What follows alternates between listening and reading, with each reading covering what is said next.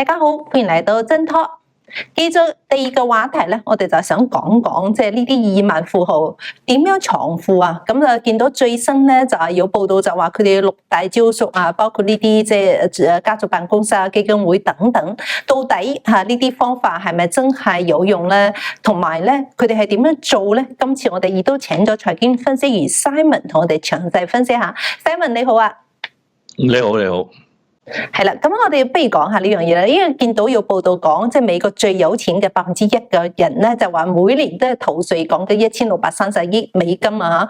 咁啊，而家川普上咗之後咧，就話取消咗呢個要即係呢個要加強追稅嘅政策，咁啊話就係會可能俾富人更加多嘅機會係走呢個逃稅嘅路洞啊！咁即係其實逃稅定係合法避稅咧？佢哋有啲咩有錢人點樣去處理自己嘅資產咧？不如我哋講下呢樣嘢咧。嗱，頭先你講逃稅就犯法嘅，逃稅就係你有收入你唔報，咁呢個係逃稅。避稅咧就係你理論上合法嘅一個做法嚟嘅，咁要分清楚。嗱，我哋講保護資產咧，其實有錢人保護資產主要保護兩件事，第一當然係稅啦，係咪？稅係一個好大嘅開支嚟嘅。第二個佢要保護嘅咧，其實就係保護佢一旦如果破產，咁啊理論上破產嘅時候就會俾人追佢嘅財產噶嘛。咁點解咁多人破咗產之後咁快可以起翻身咧？就因為其實佢唔係本身真係擁有呢啲資產。咁喺好簡單嘅一個講法就係，我相信大家有聽過信託基金。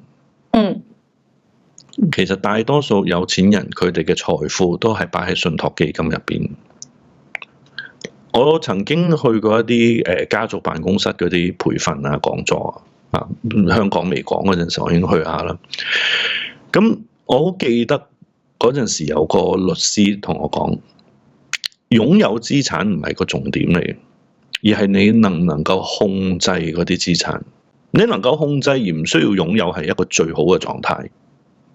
即係呢一點大家要明白。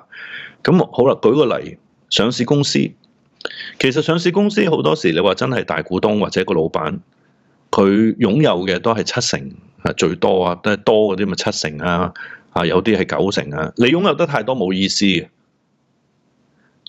你控制到嗰個資產就得啦。